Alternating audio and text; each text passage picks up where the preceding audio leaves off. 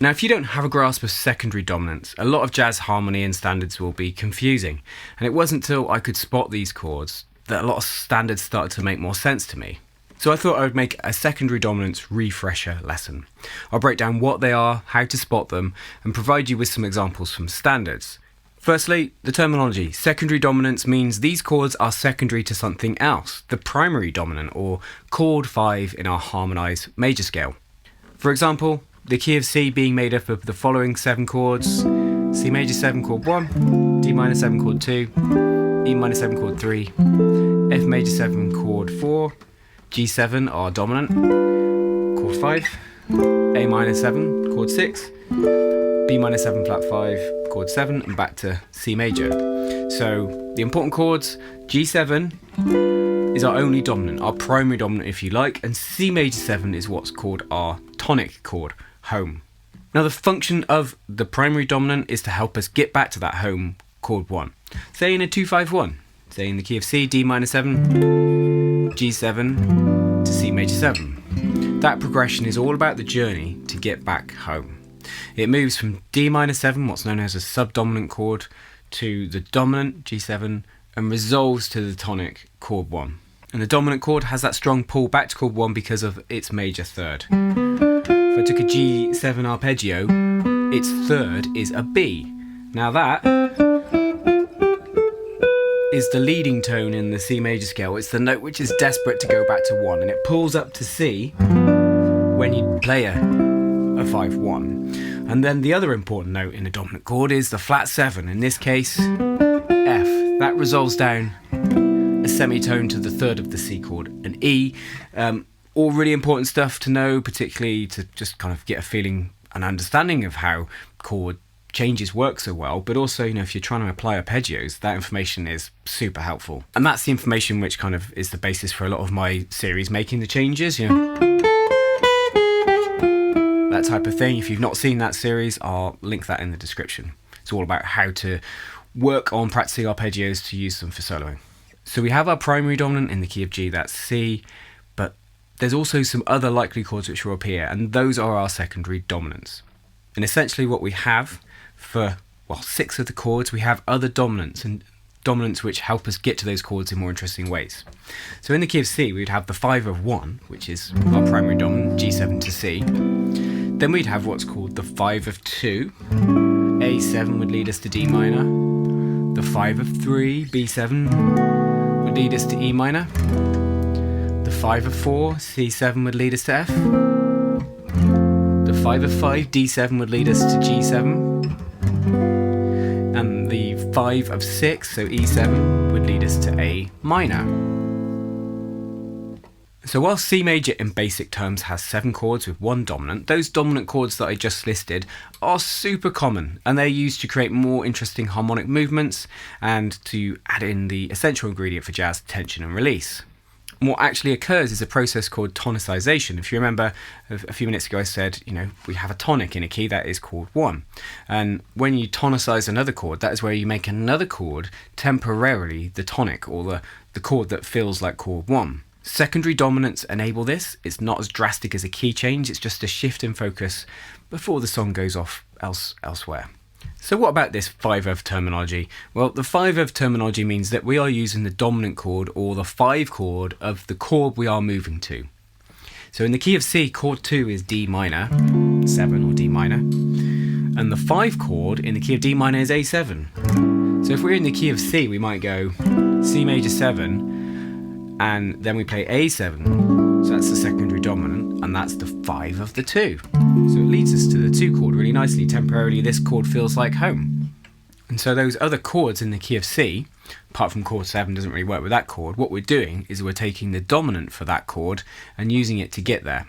So if I recap that list again, I'll do it in a different order though. So if you take chord 1, which is C, turn it into C7. C7 is chord 5 in the key of F, so it will lead us nicely to F. So we might go, C, just do this in traditional guitar chords, C7 to F major, secondary dominant being the C7. Similarly, D7, That's the 5 of 5. D7 is the 5 chord in the key of G. So if we wanted to get to G or G7, we could put a D7 before it instead of the D minor, and it will lead us in a more kind of natural way to it. So we might go C, D7 to G7. And you'll have heard that in many popular songs. E7, the 5 of 6 in the key of C minor. So that is the 5 chord in the key of A or A minor. So we could go C, E7 to A minor. Could go to A major as well, or A7, as it does in many songs. F7, if you turn chord 4 into a dominant, that is more just a straight up blues move, because its dominant is one chord, F7 is B flat, and that's not a chord in the key of C. So when you get chord 4 as the dominant, it's more just, your 12-bar blues move. G7 is obviously our primary dominant, that leads us to 1, so G7 to C major. A7, the 5 of 2, leads us to D because it's the dominant in the key of D or D minor, so we could go C, A7, D minor, B7, the 5 of 3, that's the 5 in the key of E or E minor, so we could go C, B7, E minor 7, or even E major. And when I put those into those kind of 3 chords, C, then the secondary dominant, then the new temporary tonic, you can hear the secondary dominant is leading us away from our regular tonic somewhere else, giving us that sense of tension, and then temporarily resolves to another tonic. As I said earlier, I feel that adds tension and release, but also gives us a great sense of going somewhere and forward momentum. I think we really need to look at some examples, and I'll put these all in the key of C to make things easier. All of Me is a great example for this. Let's put it on the screen. So you can see straight away here, I'll just take the first half of the tune. Look, there's our primary dominant at the end, G7, there's chord 5. We've got chord 1 at the start, but then there's all these other dominants, E7, A7 and D7. As I said, E7, that's our 5 of 6, but 6 is A minor in the key of C, and we've gone to it as a dominant, so that's just going to another secondary dominant, I'll come back to that. But that A7 is the 5 of 2, taking us to D minor 7, and then we go back to E7. That leads us to chord 6 as a minor chord in its normal fashion. Then we hit another dominant chord, D7. That's the 5 of 5. That's the 5 of G. So it leads to that G7 at the end of the bar. So our tonic chord at the start, C, chord 1, moving to a secondary dominant. E7 likes to go to A. In this case, it goes to A7. A7's a 5 of 2. The 5 chord in the key of D or D minor. That's where we go. Temporarily, D minor's home. E7, we're shifting again. 5 of 6. We land on 6 as a minor chord. Temporary home again. D7 setting us up to move elsewhere. It's the 5 of G7. And we get there before we resolve back to chord 1. By the way, they're not my chords. I would use C6 instead of C major 7 for All of Me.